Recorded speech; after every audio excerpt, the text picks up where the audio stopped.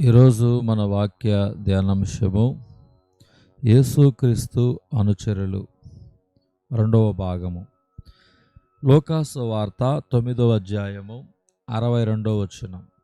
యేసు నాగటి మీద చేయి పెట్టి వెనక తట్టు చూచువాడెవడను దేవుని రాజ్యమునకు పాత్రుడు కాడని వానితో చెప్పాను. ప్రభువైన యేసుక్రీస్తు ఈ లోకములో ఉండగా అనేక మంది ఆయన అనుసరించారు. కొందరు ఆయన అద్భుతాలను చూచి, మరికొందరు ఆయన బోధలు విని, ఇంకా కొందరు ఆయనలోని ప్రేమ కనికరం చేత ఆకర్షింపబడి ఇలా రకరకాలుగా నరులు ఆయన్ను అనుసరించారు. కొందరు లౌకిక లాభం కోసం కూడా ఆయనను అనుసరించువారు ఉన్నారు. అందుకని రొట్టెలు చేపలు వెతుక్కోవద్దని 5,000 మందికి ఆహారము పెట్టిన తర్వాత ఆయన శిష్యులతో ప్రభు అంటున్నారు, కొంతమంది ఆయన బోధ విని ఆయన అనుసరించారు, అయితే ఆ బోధను కూడా అపార్థం చేసుకున్న వారు లేకపోలేదు. ఉదాహరణగా ధనవంతుడైన యవనస్తులు ఆయన అనుసరించాలని ఆశపడ్డాడు, కానీ దానిలో ఉన్న భారమెంతో అలా అనుసరించడంలో విశేషమేమిటో అతడు గ్రహించలేదు. అందుకనే నీ ఆస్తి నమ్మి పేదలకు పంచిపెట్టి అప్పుడు నా వెంట రమ్మని యేసు ప్రభు చెబితే అతడు ముఖం చిన్నబుచ్చుకొని వెనక్కు జారిపోయాడు. ఇలాగే మార్తా అనే స్త్రీ ఆయన అనుసరించాలని, ఆయన్ను ఆరాధించాలని ఆశపడింది. అయితే ఆయన సంతోషపెట్టడానికి భోజన పానాదులు సిద్ధం చేయడంతో తొందరపడిందే గాని ఆయన దివ్యవాక్కు విని గ్రహించడానికి ఆమెకు సమయం లేకపోయింది. ఇలాగే నేను కూడా అనేక మంది అనేక రకాలుగా క్రీస్తును అనుసరిస్తూ ఉంటారు. రకరకాలైన ఆశలతో కూడా ఆయన అనుసరిస్తారు. ఈరోజు క్రీస్తును అనుసరించే వారిలో 3 రకాలైన మనుషులను గురించి చెబుతాను. ఇందులో మొదటి రకం కంచుగంటల్లాంటి వారు, రెండవ రకం బాతురెక్కలాంటి వారు, మూడవ రకం మైనపు తిత్తుల వంటి వాళ్ళు. కంచు గంట అనుచరులంటే గట్టిగా ఆడంబరంగా మాట్లాడేవారు, బిగ్గరగా వాదిస్తారు. మేము యేసుక్రీస్తును గాఢంగా ప్రేమిస్తున్నాం, ఆయన అనుసరిస్తున్నామని చెప్పుకుంటారు. ఆయన సన్నిధిలో తమదే ప్రథమ స్థానం అనుకుంటారు. క్రీస్తు ప్రభు జీవించిన రోజుల్లో కూడా ఆయన అనుచరుల్లో 2 అన్నదమ్ములు ఇలాగే అనుకున్నారు. యాకోబు, యోహాను అని వారి పేరులు. వీరి తండ్రి పేరు జెబోదయి.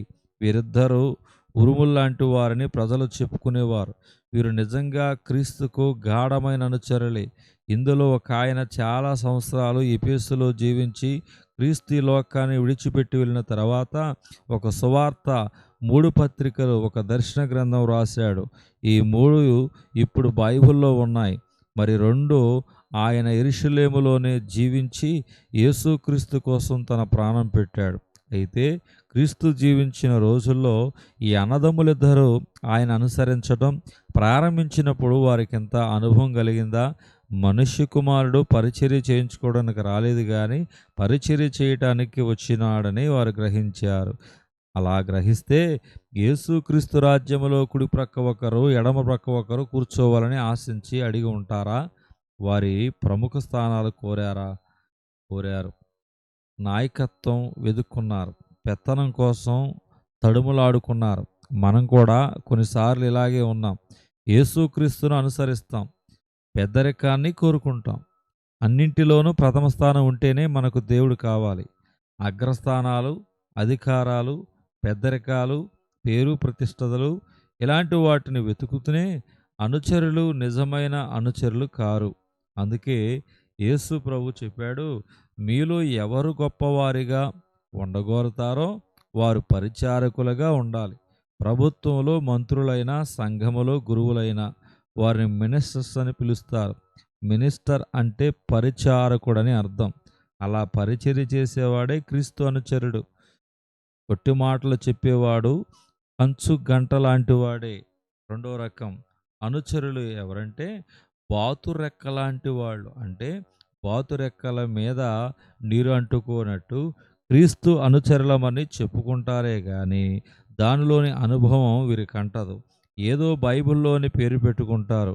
గుడికెళ్తాం, ఒక ప్రత్యేక రకమైన భక్తి, దాని లోతు ఇలాంటి వారికి తెలియదు. బాతురెక్కల మీద నీళ్లు జారిపోయినట్లు పైనే అది అంటకుండా జారిపోతుంది. నేల చీని వలన భక్తి, చాలీ చాలని ఆసక్తి, ముందుకు సాగని ఆధ్యాత్మికత జీవితం, ఇవి ఉన్నా ఒకటే, లేకపోయినా ఒకటే. మన దక్షిణ భారతదేశానికి ఎప్పుడో మొదట శతాబ్దములోనే క్రీస్తు సువార్త వచ్చిందని చెప్తారు. అయితే అది మంచం క్రింద పెట్టిన దీపంలాగా చాలా సంవత్సరాలు అలాగే ఉండిపోయింది. ఎందుచేత ఆయన అనుసరించిన వారు చాలామంది బాతురెక్కల అనుచరులైపోయారు. వారి విశ్వాసం అంటని విశ్వాసం అయిపోయింది. క్రీస్తు వెలుగు వారి హృదయాలను అంతగా ఉద్రేకపరచలేదు. నేను పరిచారం చేయడానికి వచ్చినానని యేసు ప్రభు చెప్పారు. దీని అంతరార్థం ఆయన అనుసరించేవారు గ్రహించాలి, ఎవరి మేలు వారు చూసుకోవటం కాదు, పరుల క్షేమం కోరాలి. ఎవరింట్లో వారు ప్రార్థన చేసుకోవడం మాత్రం చాలదు. మన విశ్వాసం లోకం అంతటికి దీపంలాగా కనపడాలి. మన తోటి ప్రజలు, మన దేశం, సర్వప్రపంచం యేసు ప్రభుని ప్రేమ వార్తను తెలుసుకునేటట్టు మనం ఆశపడాలి. అలాంటి ఉద్రేకం, ఉత్సాహం లేకపోతే మనము ఆయన అనుసరించిన బాతురెక్కల్లాగా అంటని అనుచరులమే అవుతాం. ఇక మూడో రకం మైనపు ఒత్తి లాంటి అనుచరులు. మైనపు ఒత్తు వెలిగివ్వాలంటే అది కాలి కరిగి ప్రవహించాలి. తాను లయమై తన చుట్టూ ఉన్న వారికి వెలిగియాలి. శ్రమ, త్యాగం, మహిమ సాక్ష్యం ఇలాంటి వాటికి మైనపు ఒత్తి సాదృశ్యంగా ఉన్నది. యేసుక్రీస్తు పరిచర్య చేయించుకోవడానికి లోకములోనికి రాలేదు. పరిచర్య చేయడానికి, తన ప్రాణాన్ని బలిగా పెట్టడానికి ఆయన వచ్చాడు. ఆయన చూపించిన ప్రేమ, స్వార్థరహితమైన సమర్పణ మనలో ఉంటేనే మనం ఆయనకు నిజమైన అనుచరులమవుతాం.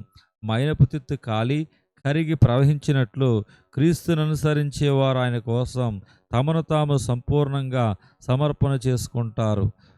లోకానికి సేవ చేస్తారు. తమ అయోగ్యతను గ్రహించి దుఃఖించి ఆయన సన్నిధిలో కరిగి ప్రవహిస్తారు. ఇది చిన్న పులిసిన పిండి ముద్దనంతటిని పులి చేయటం అంటేనో, ఇది ఉప్పు తన సారాన్నిచ్చి లోకానికి రుచి తేవడం అంటేను. ఈ సారమే పోతే ఇక దానికి సారం ఎక్కడి నుండి వస్తుంది? ఇంకో సంగతి కూడా మనం గమనించాలి. మైనపు బత్తి వెలిగివ్వాలంటే ముందది వెలిగించబడాలి. యేసు ప్రభు అనుచరులు లోకానికి వెలిగించేవారు. అయితే ముందు వారు యేసుక్రీస్తు ద్వారా వెలిగించబడాలి. వారి హృదయాలు ముందు ఆయన జ్వాలలతో అంటించబడాలి. అప్పుడు వారు ఆయనకు నిజంగా అనుచరులై లోకానికి వెలిగిస్తారు. తమను తాము సమర్పించుకుంటారు. మనిషి కుమారుడు పరిచారం చేయించుకోవడానికి రాలేదు, పరిచారం చేయడానికే వచ్చాడు. ఆయన తన ప్రాణాన్ని దాచుకోవడానికి రాలేదు, తన ప్రాణాన్ని మన కోసం సమర్పించుకోవడానికి వచ్చాడు. మనలను దాస్యం నుండి విమోచించి తన స్వాస్యములో పాలిభాగస్తులుగా చేయడానికి ఆయన మరణించాడు. ఇదే పరిచారకుని మార్గం, ఇదే శిలువ మార్గం. డమ్మంగా మాట్లాడే స్వనీతిమంతులకు కానీ, అంటకుండా తప్పించుకుని తిరిగే పిరికివారికే కానీ దీనిలో ఉన్న రహస్యం తెలియదు. క్రీస్తు పాదాల దగ్గర సంపూర్తిగా తమను తాము సమర్పణ చేసుకునే నిజమైన అనుచరులకే దీనిలోని రహస్యం తెలుస్తుంది. లేకపోతే ధనవంతుడైన ఈ యవనస్తుడు డబ్బును విడిచిపెట్టలేక జారిపోయినట్లు మధ్య మధ్యలోనే జారిపోతాం. మార్తా చిన్న చిన్న విషయాలకు తొందరపడి అవసరమైన దాన్ని విడిచిపెట్టినట్లు విడిచిపెడతాం. లేదా ఆధిక్యతను ఆశపడి దేవుని మహిమను ఆకాంక్షించక మన మేలు కోరుకుని చెడిపోతాం. కాబట్టి క్రీస్తును అనుసరిస్తున్నామంటే ఎలా అనుసరిస్తున్నాం? కంచు గంటల్లాగా, పై మాటలతోనా, బాతురెక్కల్లాగా, అంటకుండానా, లేక మైనపు తిత్తులాగా సంపూర్ణ సమర్పణతోనా? నీ హృదయాన్ని పరిశీలన చేసుకో. దేవుడి కొద్ది మాటలు దేవుడు దీవించునుగాక. ఆమేన్.